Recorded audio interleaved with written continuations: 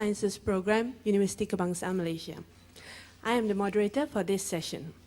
The title of this workshop is The Autism Speaks WHO Program in Training Paraprofessionals to Support Healthy Child Development at the Community Level. The speaker for today is Dr. Samnmali. So a little bit about Dr. Samnmali. Dr. Samnmali is a senior lecturer in disability studies at the Faculty of Medicine, University of Kelaniya Ragama, Sri Lanka. She is also an honorary consultant pediatrician with a special interest in childhood disabilities at Lady Ridgeway Hospital for Children in Sri Lanka. Her passion has driven her to become a committee member at the International Affairs section of the American Academy of Cerebral Palsy and Development in the US. She is also an expert member of the steering committee of the National Program for Children with Special Needs Care of Sri Lanka. So a little overview of today's session. Sri Lanka is a country with improving health and socio-economic indicators. With improving pediatric care, the survival of children with neurodevelopmental morbidities is on the rise. The estimate of prevalence of childhood disabilities is around 2 to 5%, keeping with the global trends. But the capacity amongst primary healthcare workers to detect and intervene to minimize disabilities among these children is insufficient. Therefore, in collaboration with the World Health Organization initiative, a health capacity building pilot research project was undertaken in Sri Lanka as part of a multi-center study that also includes Panama and Lesotho. The aim of this presentation is to describe how this study was conducted and to present the preliminary findings. The perspectives of primary healthcare givers on the need for capacity building in the detection, intervention, and management of children with autism and other developmental disabilities will be discussed. So, I would like to invite Dr. Samnmali to conduct this workshop.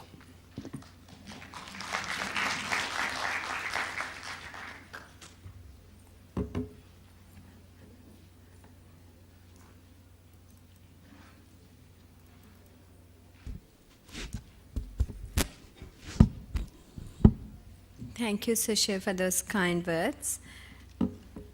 Good afternoon. Ayubowan.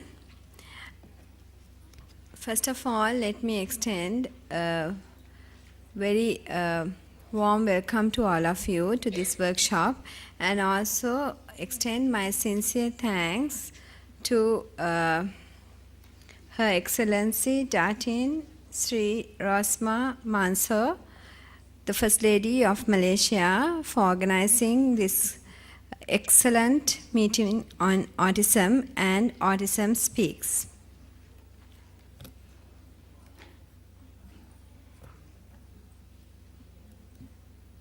Sorry about the delay, it was due to technical problems. So, this is my topic for today. And during the next half an hour or so, I will be discussing how we conducted this study, and I will be presenting the preliminary qualitative data which we have gathered following the study. This is going to be the sequence of the presentation. In the introduction, I will introduce you to the health system of Sri Lanka, a few words about the services available for children with developmental disorders, and about the research project. Sri Lanka is situated in the Indian Ocean next to India, south of India, with a population of approximately 20 million people. There are 25 districts distributed in an area of 65,600 square kilometers. And we have health and education facilities entirely free. We have excellent health statistics, and we are marching towards achieving the MDGs. However, we do not have national disability statistics, and small studies conducted in the community have shown that we have a prevalence of autism approximately 1 in 93. The healthcare system in Sri Lanka is predominantly led by the government sector. We have a curative and preventive services, and the preventive services are mainly based in the community. So this shows the distribution of preventive and curative services. Preventive services are distributed in the provinces, and curative services are based in the hospitals. So we have hospitals varying from teaching hospitals to rural hospitals. And the preventive care service delivery system has a medical officer of health in charge of each health administrative district. And there are other categories of health caregivers based in the community under the medical officer of health. So this diagram shows the hierarchy of the medical officer of health and his team. So they are based in the community, and each district has several MOH officers. The predominant figure who was involved in our study under this team is known as the public health midwife.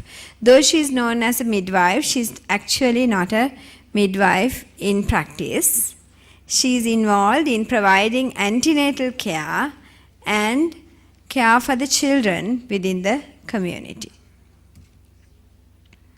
So what are the services available in Sri Lanka for children with developmental disorders?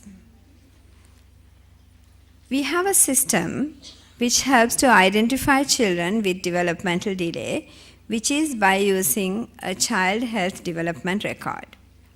Each child, when they are born, is given one of these child health development records, and you can see there are milestones mentioned in this in 2 native languages, Sinhalese and Tamil, and 3 columns for the mother, the public health midwife, and subsequently the medical officer of health to mark and conduct a developmental screening within the community. I would not call it a developmental surveillance because in a developmental surveillance we need more details. So this is only a very basic screening tool. Most of the cases where children have developmental delay are self-referrals, when parents think there's something different in their child. Or it could be a coincidental medical checkup. However, we are in the verge of establishing a national program for children with special needs. In May 2014, we'll be launching this program, which is going to be a program which will be screening children and referring children to centers that will provide intervention. We do not have an at-risk registry, and we have minimal emphasis on child development in the curricula of the paramedical services. What are the interventions we provide children in Sri Lanka? We have pediatricians. We have quite a number of pediatricians. However, we have only a few pediatric neurologists, only about 5, and few child psychiatrists. We do have community level doctors who are known as medical officers of health, general practitioners, and also the first contact care doctors in the hospitals. We do have therapists. However, we have limited numbers. All these therapists are less than 500 in numbers, serving nearly 21 million population. And mind you, these therapists are not only serving the pediatric populations, they are serving all the populations in Sri Lanka. Most of these services are centrally placed in the capital or in the developed districts. And most of these therapists and even doctors have minimal training on looking after children with developmental disorders. And there is no established network at the moment to follow up any child who is detected to have a developmental delay. We have the health, education, and the social services sectors looking after these children. However, we do not have an established community network which will provide formal follow-up of all these children. There are no early intervention programs. There is minimal multidisciplinary care. So, therefore, in this background, we undertook this MH Gap initiative, a pilot project which is already been conducted in 2 other countries, Lesotho and Panama. It was initiated by the WHO and funded by the Autism Speaks. The primary objective is capacity building of the healthcare workers and the preschool teachers. So this MH Gap initiative looks at training the non-specialists within the community. So in this presentation, I aim to describe the present capacity of the primary health caregivers within the community with regard to identification and management of children with developmental disorders, and also to identify the strengths and challenges within the community level to provide services for these children. Since this is a preliminary study, I will be discussing only the qualitative data.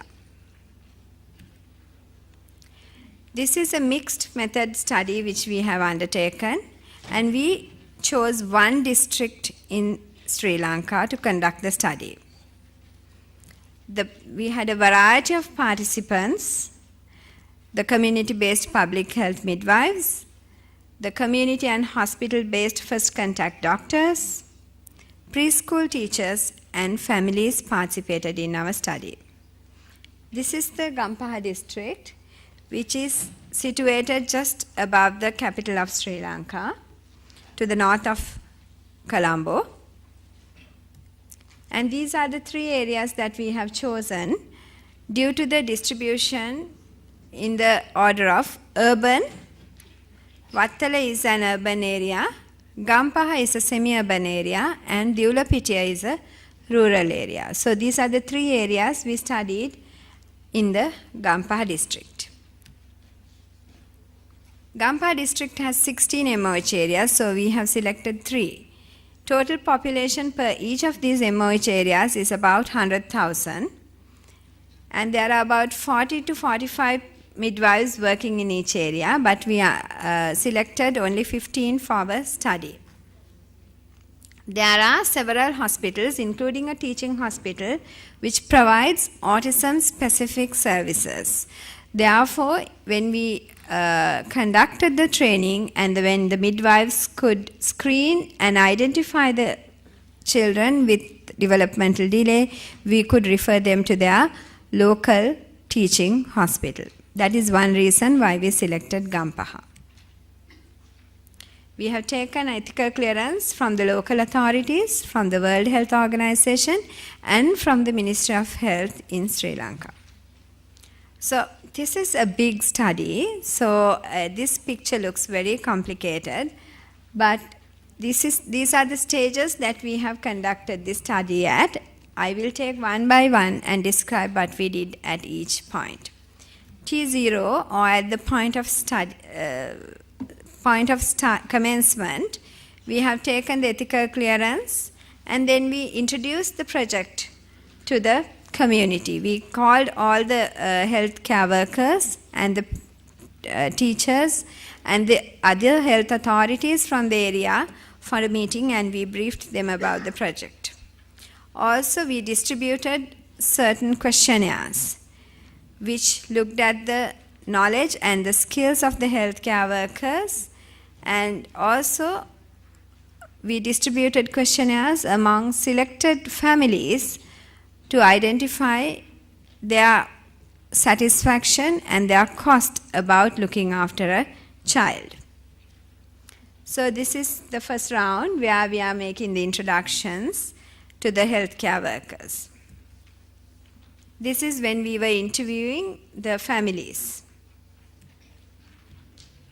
These were the focus group discussions conducted at the initial stage to collect data, information about the ideas, attitudes of the healthcare workers and the teachers. So we collected questionnaire data through questionnaires and by focus group discussions and key informant interviews. Therefore, we had quantitative data and qualitative data to collect. Once we collected all the information, we conducted training workshops just at the T1 point. At this point also, we collected information about the knowledge and skills of the care providers by giving pre and post test questionnaires with regard to the training. Sorry about the quality of the pictures. They were taken by a mobile phone. So this is us. Actually, this day there was a power breakdown. So we had to manage with the flip charts. So that is why it's very dark. The training workshops were conducted for the midwives separately, for doctors separately, and for the preschool teachers separately. These were conducted in their own areas because they could not take time off and come to one central area. So we had to repeat the workshops several times. So objectives of the workshops differed for different groups. For the healthcare workers, we introduced child development because, as I said earlier, they get minimal training in child development in their primary curriculum. Then we introduced what developmental disorders were, how to assess a child and the family, especially with regard to autism, how to link with the services, follow up, and specifically safeguarding the rights of the child and the family. The preschool teachers also, we discussed the same areas. In addition, we discussed how we could promote healthy psychosocial environments in the classrooms to optimize best learning. Also, how to deal with the parents. The workshop content was adjusted following the focus group discussions, which we held at the T0 point before we came to the T1 point to suit the need of the participants. We used several teaching materials like PowerPoint slides, videos, narrations, and questionnaires to build knowledge and skills. Data is still being analyzed. It's not completed. It's, as I said, it was a big study with dense data. These are the methods we used to analyze the data. So these were the participant profiles. We had about total of about 160 to 170 participants and about 50 families. These are 5 main themes generated. We will be generating more themes as we go by. Today I'm going to present mainly the misconceptions about children with developmental disorders, challenges for early identification, lack of capacity and resources amongst the primary caregivers to intervene and manage within the community, absence or lack of awareness about the rights of the children and families, and recommendations by the grassroots level healthcare workers for capacity building. These are the 5 main themes we identified for this presentation. What did they have as misconceptions? Most of the time, the care workers reported that the community referred to these children in a stigmatizing manner. These were some of the words that were used. It was a specific question in the topic guide. What words are used in the community to refer to these children? There is a misconception, as the First Lady mentioned today. Boys are delayed in speech. Another interesting misconception that came out was, if you have a haircut early for a little infant, they would be delayed in speech. So parents in children with autism present to clinics with very long hair, because the parents are very guilty that they have given a haircut early, and then the child becomes very scared of his own image because he has lost his hair, and therefore due to this fear the child stops talking. This is a very common myth in Sri Lanka, and across the 3 areas this did not vary. Everybody came up with this misconception. I don't know, it may be just very specific to Sri Lanka. These children cannot learn with typically developing children. They have bad influence on the typically developing children. This is another misconception that prevented these children from schooling. Send children with delayed speech to preschool and then they will become normal. That is the only intervention that they knew before the training. Just send them to school. That will cure everything. They need to be cured. They need to be cured. This is another misconception. So what were the challenges for early identification of these children by these non-expert professionals? One main thing that they came up was poor awareness amongst the parents, which prevented the parents from seeking early intervention. Parental denial. Parents deny, therefore they don't like to be referred for further assessments and interventions. Pressure from the extended family. Extended family would prevent the mother from taking the child for services. They were very humble. The healthcare workers who work in the community, they were very humble. And they did acknowledge that they had lack of training in child developmental disorders, so that it prevented them from early diagnosis.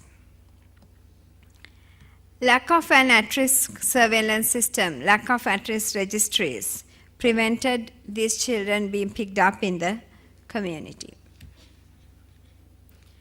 Lack of capacity and resources amongst the primary health caregivers to intervene and manage within the community. So this is with regard to intervention and management. Earlier one was with regard to identification. Again, they came up with the explanation. There is no or minimal training. They have never undergone training with regard to intervention. Lack of awareness amongst them regarding the local services. They didn't know the services that were available for them other than the hospitals. They didn't know whether there were NGOs providing services. They didn't know that there were other schools. There was lack of awareness amongst them. Delays in the referral systems. There were many delays within the referral systems. There were long waits to see the experts. That prevented them from intervention and management. Then there were other barriers to accessibility, like people in the rural areas about their transportation, things like that, parents not having enough time to take children to the facilities, things, similar examples given. This was an interesting area, and this was a specific topic again that was assessed in the topic guides. We asked from them direct about their awareness regarding the rights of the children and their families. At most discussions, the participants were well aware that the rights of these children and families were not safeguarded within our community and within our health system. They were not referred for services, they had long waits, they were not referred for appropriate services. Schools deny admission of these children. They were aware of the problem. However, these people were helpless. These caregivers, the preschool teachers, the midwives, even the doctors in the primary care setting, they did not have a solution to offer. They said, these children can't go and sit in a classroom, so we are unable to go and ask the teacher to take this child to the school. So these were the explanations given by them. So the lack of awareness was about education, about rehabilitation services, and also they did not know how to put the parents together to establish parent groups, how the parents could be good advocates for their children. However, they were very good at making recommendations. They demanded training opportunities. They were thrilled that even as a pilot project, we gave them training. They wanted case demonstrations. They were not happy with just classroom teaching. They wanted to see, they didn't like, Andy's not here so I can say, they didn't want Autism Speaks videos because our training module had Autism Speaks videos. They wanted Sri Lankan children. So fortunately, me and my other colleague, Professor Pereira, we had videos of our own kids who have improved with treatment, who have improved with interventions and therapy. So they were thrilled to see these children, and that was a very big motivation for them. They wanted local videos. So, and also they wanted evidence-based scientific approaches. They were aware of such things. And they wanted us to visit the field with them, to help them to identify, to give them a hand. So these were their requests. And also to increase the number of specialists, because we do have excellent health services, but we do not have specialists serving in the areas of developmental disorders. So they wanted more specialists so that they don't have to wait for a longer time to get consultations. So these were our findings, and in conclusion, the majority of the participants in our study identified autism and developmental disorders as an important aspect that needed inclusion in capacity building programs. But they identified many, many challenges to accomplish this.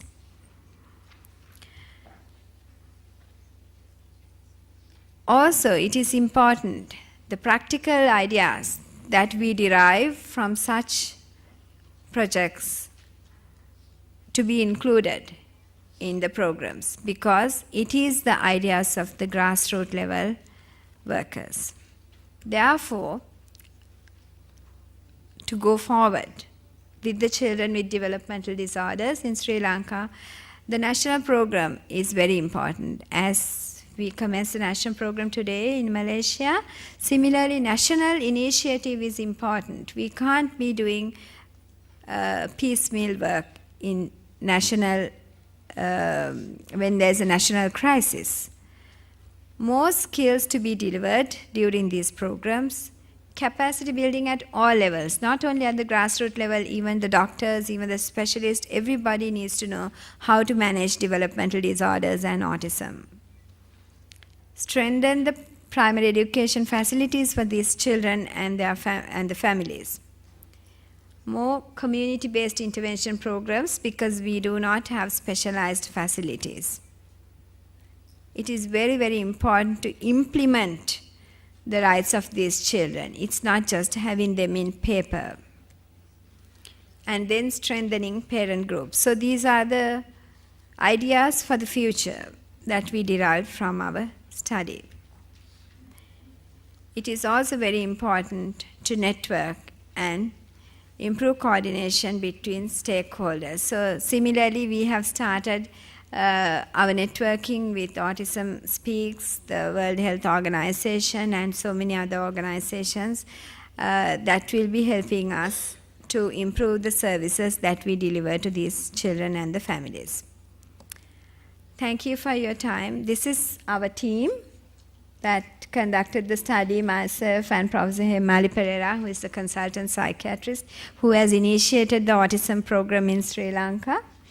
And this is a picture of from this month, the Light It Up Blue campaign, the town hall in Colombo. It was lit up blue by our First Lady on the 2nd of April. So we are conducting a lot of awareness campaigns. We are doing a lot of networking. We are trying to improve the facilities that we deliver to our children and their families. Thank you. Thank you for your time. Any questions? Thank you very much, Dr. Samnmali, for sharing with us about the very interesting project by Autism Speaks and WHO in training paraprofessionals. So now we are open for Q&A session. So anyone who has any questions could go ahead and introduce yourself and let us know where you're from.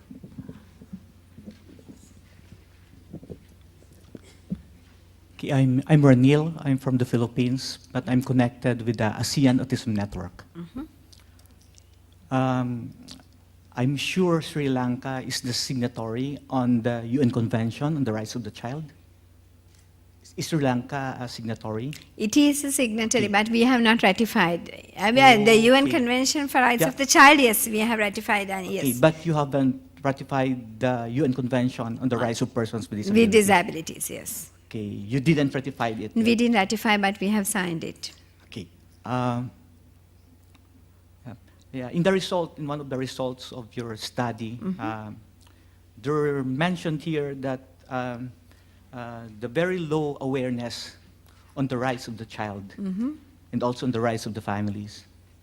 Okay, I'm just interested. So, with the ratification of the UNCRC and the signing of the UNCRPD, what are the initiatives of the Sri Lankan government in making the rights real of children with disabilities? Yeah, it's like this. Now, signing and paperwork is something which people are very famous at doing, but implementing is the issue. So, the UN Convention for Children, it came out in 1977, right? Yes, in the 1970s, late 1970s. So I was just a child at that time. I exactly don't know what happened at that time to make people aware of it. But however, I know that the education for all policy came in at that time. But the issue is we have special classes within mainstream schools. And so the government is happy. They say we provide education, but it's within like a cage where you keep children away from the other children in a classroom. So it's very difficult for us to change that paradigm. We have to go and tell, look here, this is not exactly what we need. We need these children to be in the mainstream. But then it's a big process. It needs to take place. The government has done a lot of things. We have a literacy rate of 94%, and we have a primary education attendance of more than 90%. So it's very difficult to make a case out of it that we are not protecting the child rights because they are doing it in some way. But we don't want to do it in some way. We want it to be done in the best way. So that's what we are trying to achieve. Yeah, a follow-up question. So from your group and maybe from other organizations working for children with disabilities and also for parents having children with disabilities, is there an initiative of changing the paradigm? Yes. From the medical model to the social model, going to the rights-based model as stated in the UNCRPD? Yeah, thank you for bringing in all nice words.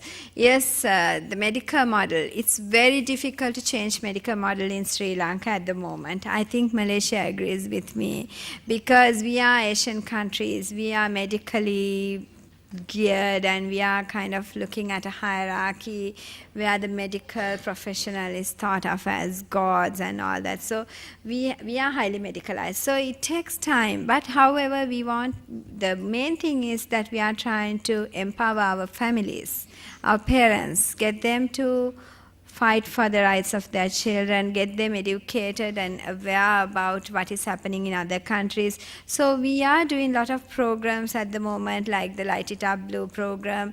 There is a program that we initiated to educate, to build the capacity of all the primary teachers to identify children with learning problems and to make initiatives within the classroom. Don't push them to the special needs class. You can do a lot of things within the normal classroom. So like that, we are doing a lot of things. We have an organization called the Sri Lanka Association for Child Development, where I am the president-elect, and the president is the professor who is working with me. So through that association, we have very strong parent initiatives. I think parents is very important in making that paradigm. I think the others in the audience agree with me about it. So policymakers and parents. Healthcare workers are where, as I said, even in this discussion, they knew what needs to be done, but they couldn't do it.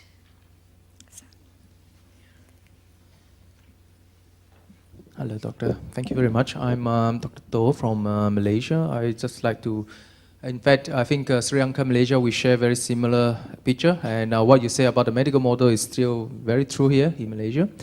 Can I just ask about two things? And about the questionnaire that you use in the study, is it available? I actually try to look up in the Speak Autism, but I can't find it. Mm-hmm. Whether it's validated and whether it's something that you can share. Mm-hmm. And second thing is, I'm sure Malaysia and Sri Lanka share a lot of similarities, and it's just in my own practice. I'm a pediatrician. Just like in terms of looking at children with autism and in terms of prevalence, that children that I see in the urban area and children I see in the rural area, it's just interesting to me that there seems to be more children with autism in the urban area. When I go to a rural area, a lot of children with developmental problems is actually attributed to intellectual disability rather than autism itself. Although both of them do share a lot of similarities, I just wonder whether, in Sri Lanka, do you see that kind of, do you have that kind of experience? Thank you for both the questions. Yes, the first question, I don't know which questionnaire you want, because we had several questionnaires, and that was done by the World Health Organization, and what we did was to translate them into local languages. I mean, I can of course share them with you if you give me your email with the permission of the World Health Organization. I would be able to do that. We had a questionnaire to assess the knowledge of the health caregivers and the preschool teachers, which was basically asking them about the red flag signs, the developmental milestones, and then giving them cases and asking them to analyze and give answers. And then the one about these community-based healthcare workers going to the community and collecting data from the families about the child, so how well they could identify problems in the child.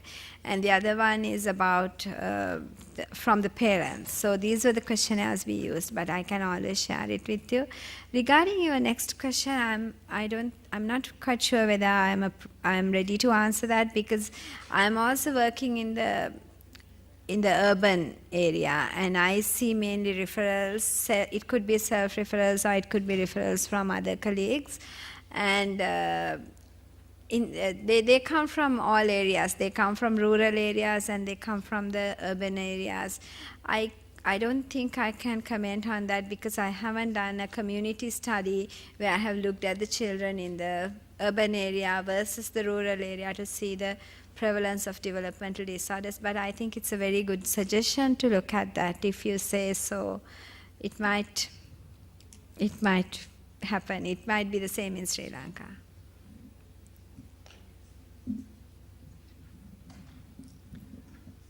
Are there any more questions? Maybe we can have one last question.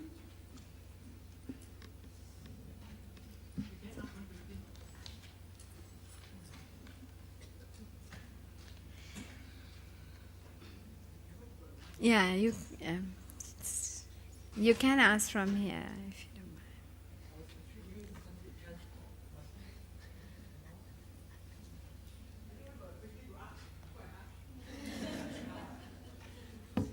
Okay, yeah. My name is Mr. Susivaraja. My husband is also from Sri Lanka. Yeah. So, but anyway, he has settled down, in Malaysia. So the question I want to ask you is: there's free education and free help in Sri Lanka. So what about is there any private hospital in Sri Lanka? We do Where have. you have, okay, and when the children are special and they go for therapy, how often do they go, and whether do they have a plan for them for special children in a medical module, and the special children has got to wait in queue as other medical patients for their therapy, or do they have a special section where you only treat the special children for the therapy session? Thank you. We have one large children's hospital in Colombo. It is one of the largest in the world, and it's the largest in Southeast Asia. And we have a good rehabilitation department in that hospital, where children are brought down by appointments. However, the appointment, they do have to sometimes wait, but they do not wait in a outpatients department of 1,000 patients, which happens in Asia. It doesn't. There may be about 20 kids waiting for their turn. So they do wait, but they do not wait in long queues. They do wait in a specified area. And then they do come according to appointments. However, the appointment time is quite lengthy. We do not see them once a week or once in 2 weeks. I do not do that even in the private sector. It's not possible to meet the demand. So they might see a therapist once in 6 weeks to once in 10 weeks. That would be the interval. But in the speech therapy department, based at a different hospital, again, which is entirely free of charge, we do have final year speech therapy students who are concurrently providing services together under supervision of the lecturers, which is the best we can offer, which happens once a week in that service. So, however, we do not have specialized rehabilitation hospitals everywhere in the country. We have 25 districts, but we have only about 4 rehabilitation hospitals. And out of those, services for children with autism in the government sector is only given within about 2 or 3 centers. It's very, very low. It's very low. Okay, so thank you everyone for the questions and feedback. On behalf of the organizing committee, I would like to thank Dr. Samnmali for sharing with her wealth of knowledge today. Thank you. Thank you.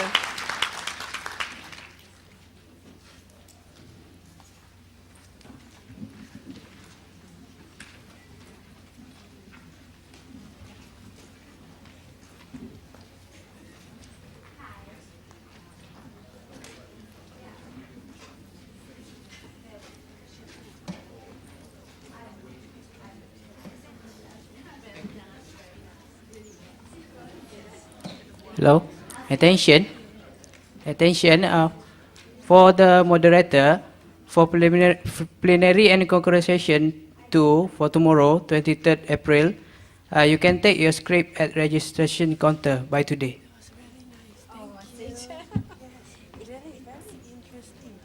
Huge study. I didn't know how to put it into a 30-minute slot. Yeah, I mean, from the scratch, and I'm still doing the translations of transcripts. I mean, you can't give it to anybody because you are the only one who knows the subject, and you can't get other people to do translation. It's massive. They are very happy that we are listening. I come down. Sorry.